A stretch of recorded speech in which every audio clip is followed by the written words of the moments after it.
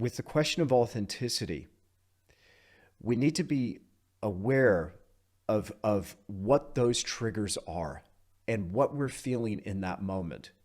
And what are the things that we're telling ourselves in that moment? That's what needs to get recreated in the studio. So there's something when I'm in the field and I'm looking at this thing and I'm moved and I'm saying particular things. I'm feeling particular things. I'm doing particular things with my body that I'm not even aware of, but there's a breath. It's just like, it almost feels like your breath's taken away. It's like, oh, wow, you're just so humbled in that moment. So it's getting back into that state when you're painting. Now you've got a thing. You let the artist create that painting. Now you've got a thing. Now just go and sell it. Go and do it. And there's all sorts of different ways that you can do that.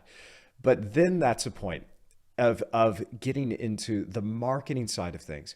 The trouble is that a lot of artists today, they're trying to market the painting before they've even touched brush to canvas. They're trying to sell this thing and anticipate, oh, this is going to be a winner.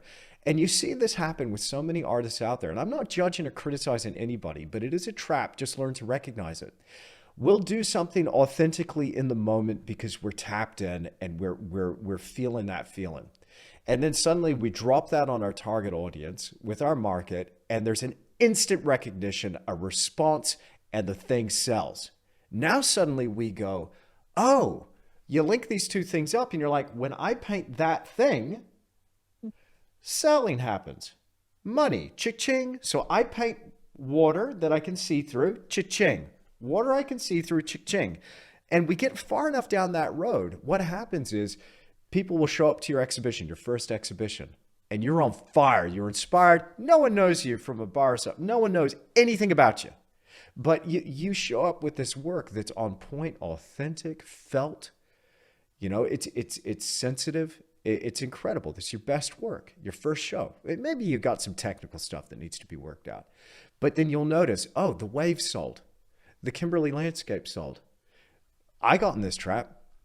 I got known as the Kimberly or the Outback guy or the wave guy or the rocks and water guy. And suddenly when I want to show up with something else that I'm feeling and inspired by, I've been pigeonholed. Yes, by a market, but also I pigeonholed myself. Yeah. So when we do this, when we get too much in that external world of when I paint this thing, that happens. What we missed is that it's not about the thing that you painted. It's about who you were in that moment when you were drawing upon your inspiration. That's what created the magic, not the fact that it's clear water that you can see through and how cool is that? No, it's about what you were feeling. There is something that comes through the work. And I feel like it's pulling, you know, a bit of a trick, and it's a little bit dishonest in a way. And again, let me judge myself here. I'm not judging anybody else out there, but I have done works because I thought that they would sell. And I think that's letting my clients down. And so what my diehard fans, my raving fans want to see that buy my work is they want to see something that moves them. There's no chance that I'm going to move them unless I'm moved first. And that's where I have to be.